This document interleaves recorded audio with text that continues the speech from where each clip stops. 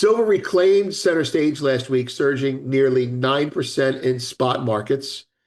Its second best weekly performance since June of 2024. The spark, a fresh wave of tariff-driven enthusiasm as the return of steel and aluminum tariffs rekindled interest in industrial metals, and silver caught the macro bid. Welcome to the Morning Markets and Metals with Vince Lanci, where each morning Vince brings you the financial and precious metals news to get you ready for your day. And now, here's Vince. Good morning, I'm Vince Lanci. This is the Gold Fix Market Rundown. Today is Tuesday the 10th. It's 8:29 in the AM. And there's our home page directing you to two news stories. Lower left-hand side, Goldman silver buying surge is not overdone. We just emailed that out.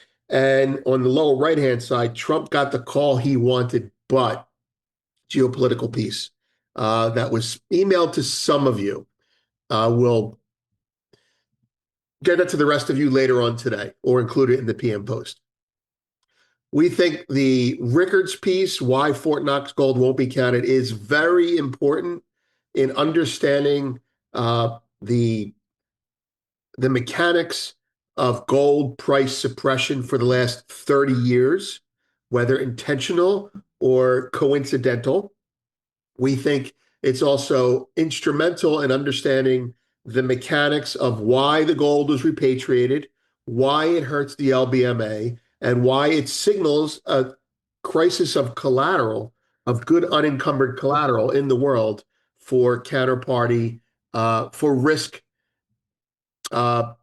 attenuation. And the top right-hand side, silver, the last 30 days post. We'll touch on that in a second. Today, we're going to talk about the bank that said silver rally is just getting started. And you can see that peaking at the bottom there while I go over the markets.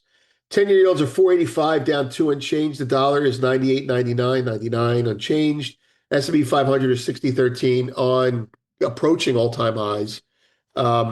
The VIX is 1720. Gold is 33.37. Silver is 36.67. Copper is 485 and change. WTI is 65.87. Oil's also broken out. We're in day 2 of that breakout. I think Scott reminded me to look at that. And yeah, it's there. Natural gas, 340, down 2 cents. Bitcoin, 109,500 after getting back above 110,000. I want to touch on that in a second. Hold on. Make a little footnote there. Palladium down 11. Platinum up 3 at 1220. Gold, silver now below 95, substantially trading around 90, 91.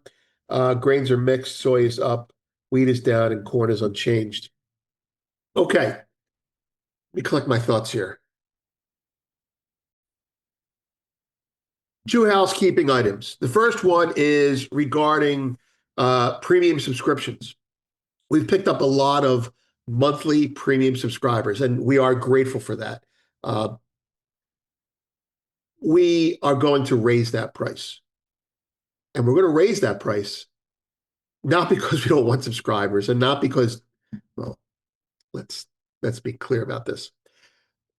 If you sign up for a month on Goldfix, you will not get it. You'll be here for a month, you'll be inundated with a lot of content, and you may not really know how to digest it. This is an immersion culture. It's a combination classroom and reporting situation. So rather than spend $20 a month, we want you to commit for a year. People tend to join for a month because a commodity is hot, and then they move on to something else. We don't want that money. We want people to stay here to get something out of it, to give it some time. And so because of that, we're raising the monthly rate from $20 a month to $30 a month. And we're leaving the annual rate at $150 a year. Why? Because we want you to look at the monthly rate and say, that's ridiculous. I'll commit for a year. Why? It's not 100. It has to do with giving it a chance. We want you to give yourself a chance. So tomorrow we'll be raising the monthly to $30 a month. Incidentally, footnote, that concept, We do that as well because we get a lot of pseudo journalists who sign up for a month, get an article that we're writing, write something about it, monetize it, and then unsubscribe. You know who you are, right?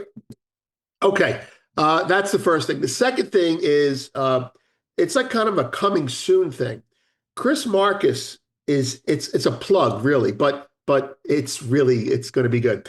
Chris Marcus is in the process of writing a very detailed silver report, probably something that institutions are going to be interested in, and he's sharing pieces of it with me, and we're going back and forth talking about it. And he shared with me yesterday uh, his observation on the commitment of traders. There is the shorts are very big. The concept basically is the shorts are very big on the bank side, net, right? And they're as big as X. And I'll let him spill the beans on it because he's discovered this, right? And as we're looking at it, we come to a conclusion that at every tamping moment, the shorts are really short on the banking side. And so I did a little bit of a regression analysis, and we were talking about it, and it would seem to us, I'm not going to blow his whole cover on this, but it would seem to us, having looked at it, that they get really short, they get their ass handed to them a little bit, and then there's some magical tamping moment.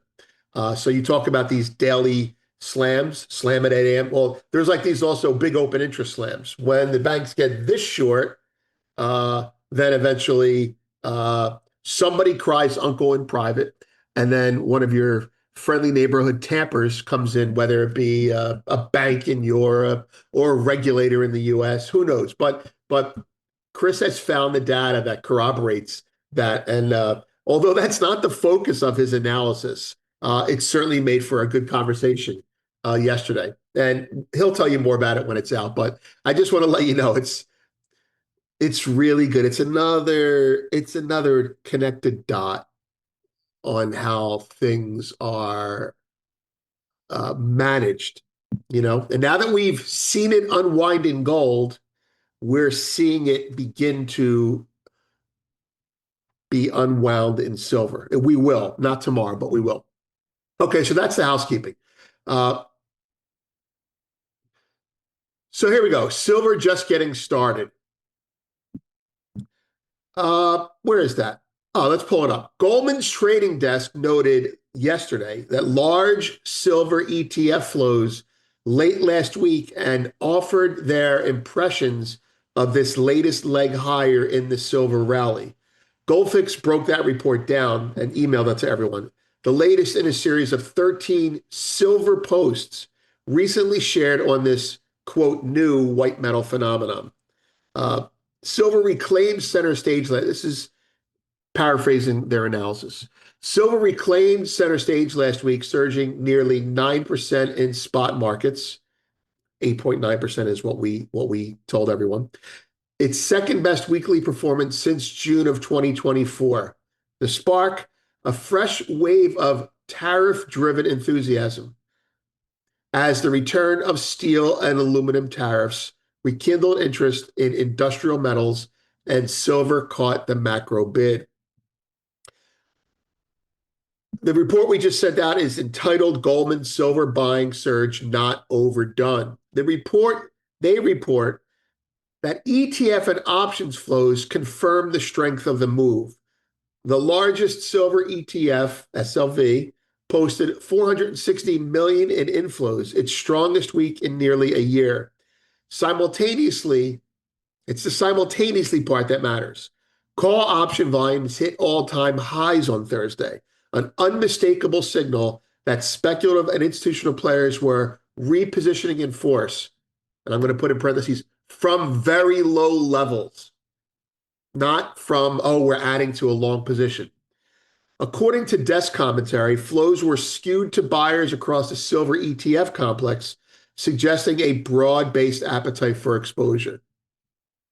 There's a lot of subtlety in this report. It actually shows within the analysis the contradiction from their future side, which is not really convinced, with their ETF side, which is essentially American normies, which is kind of convinced.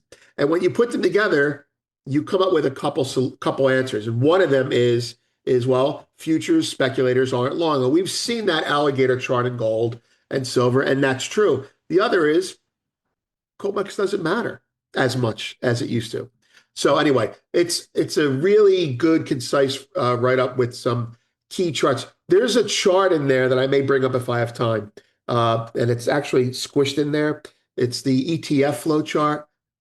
And if you're going to chart anything, chart this ETF chart. It's really interesting. It's like the silver ETF flows are about to break out in a measured move. Anyway, all right, so moving on.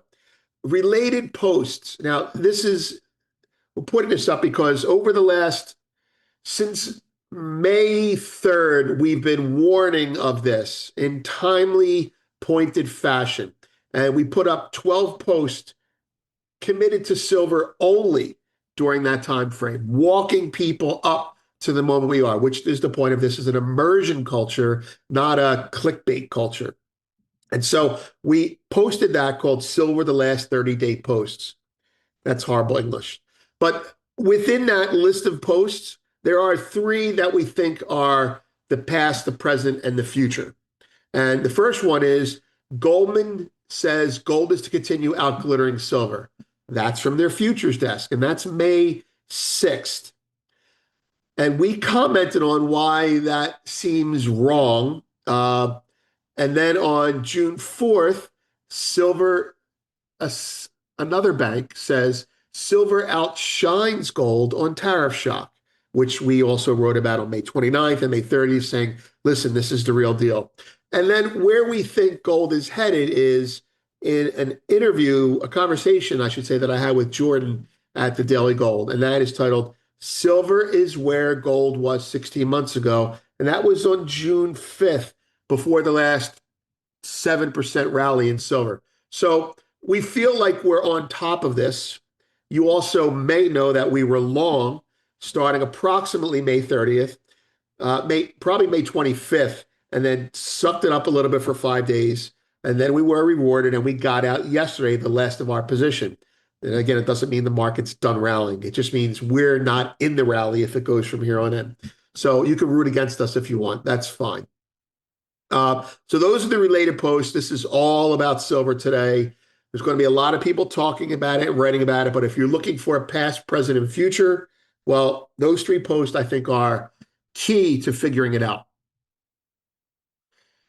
This week, Silver's Rally Decoded. We're going to try and take those posts and create we're going to create a narrative as if we were, a storyteller. And then Platinum joins the party. We haven't written that up yet, but we have to dig down into that. And we have a friend, a colleague, a trader, an old school trader, even older than us, in Detroit that we're going to reach out to because he knows everything there is to know about platinum and palladium. And we're going to talk to him a little bit. And we're going to see if this is real or not. And I suspect it is real, but we need to look for certain things in the futures curve to give us confirmation. So, and much more. The data on deck this week, CPI and PPI lead the storm, and NFIB optimism came out at 6 a.m. That's actually pretty important, but in conjunction with other reports. And I'm not really sure if there's anything else out today, but CPI is tomorrow. All right, let's go to the charts. That's kind of a busy looking thing right there, right? All right, so that's poly, those lines, in case you're interested. We like that product a lot, and we've actually been using it to confirm our own trading. And we don't want to look at that right now. Hold on. First chart, this is the gold chart candle. And the whatever that color is, magenta line is silver during the same time frame. Now, you may look at several things. You may see several things there. One is that silver was above and gold caught up to it. But that's not really how the chart is. I made the chart look that way, like gold was catching up to it, because I wanted to show the convergence of all the markets gold, silver, copper, platinum, palladium, converging into gold. Now, I made a comment yesterday that gold is over 3,000. And if it stabilizes over 3,000, well, won't other commodities eventually catch up? Well, this is it. Now, I'm not talking about price. I'm talking about volatility. I'm talking about gold is slow and steady going up, gets crazy volatile, but doesn't really drop. And then all of a sudden, the other markets snap to it. They kind of like up is up, down is down. Gold and silver are linked again, and they've been linking since April 24th, which was after the tariffs went into effect. And they've gotten even more linked going into May 30th. So these two markets were just trading in unison for about a month. And then May 30th comes. What happens? Well, what happens is tariff says, screw it. I'm going to double tariffs on aluminum and steel. And then you see silver tear away from that tight correlation with gold and head higher. Oil's higher, copper's higher, platinum's higher, PGM's higher, but it started with silver. So keep that in mind. Next chart, platinum. What I mean, what are you going to say there? You have to zoom out to get some perspective of what the hell's going on there. Uh, Ignore the moving averages. I haven't. So here we are. I mean, this is like, look at this. This is a monthly chart. It's not a rounded bottom, but it certainly is a bottom that's been broken through. So however you look at it, if you're above here, buy it. We're well above there. If you're above here, buy it, and we're well above there. So here's your final boss. Maybe that's a boss too. But actually, no, I don't think this is a problem. Here's your final boss, roughly 1325. We get above that. Here, I'll stretch this out for you a little bit. We get above this level here, and then you're back into this structure. See that line that I just like laid out there? And then you're back into this structure. And when you're back into this structure, you're back in the 2012s. So basically above 1330, you're back into you've eclipsed the 2020 rally completely, and you're now into you're round the clock back to 2011 in platinum. All right, silver.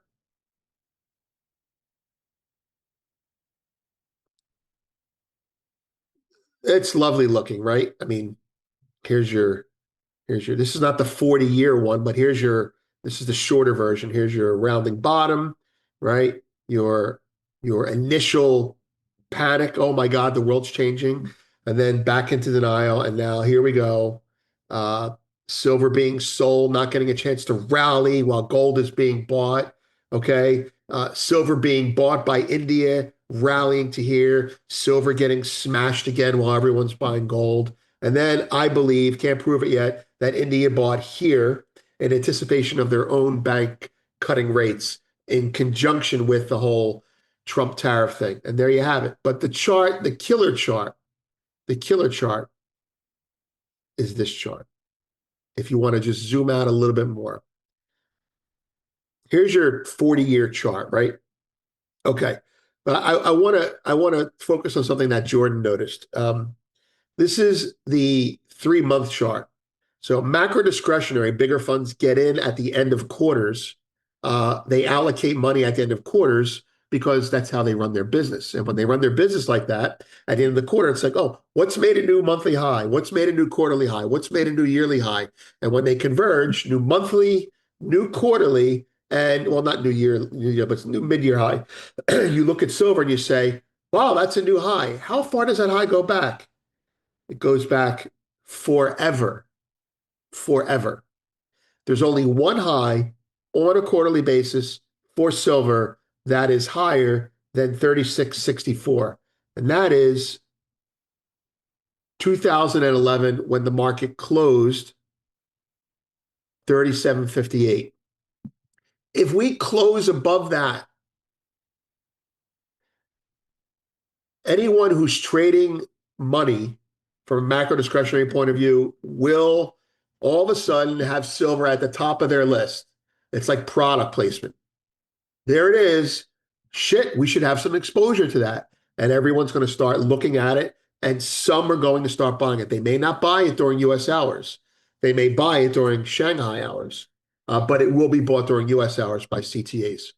All right, so that's it. I'm Vince. Have a great day. Thank you for listening. Well, thanks for watching this morning's Markets and Metals with Vince Lancy. We sure appreciate you tuning in and starting your day with us here. Hope you enjoyed the show, and we'll see you again tomorrow. Please note that this video is not intended as legal licensed financial trading advice and is to be used for informational purposes only. Please contact your financial advisor before making any decisions, and thanks for watching.